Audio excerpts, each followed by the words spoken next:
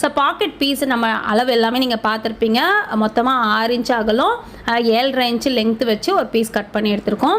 இதுக்கு நம்ம ஆல்ரெடி வந்து கிராஸாக ஒரு மார்க் பண்ணியிருக்கோம். இது எல்லாமே வந்து நீங்கள் கட்டிங்கில் பார்த்துக்கோங்க.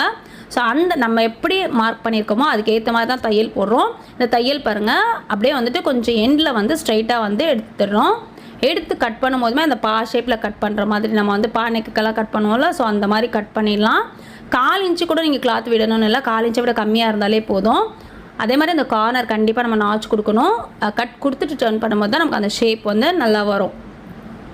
ஸோ நகத்தில் நல்லா கீறி விட்டுக்கலாம், இல்லை அயன் கூட பண்ணிக்கலாம். அயன் பண்ணி கூட நம்ம வந்து படிமான தையல் போட்டுக்கலாம்.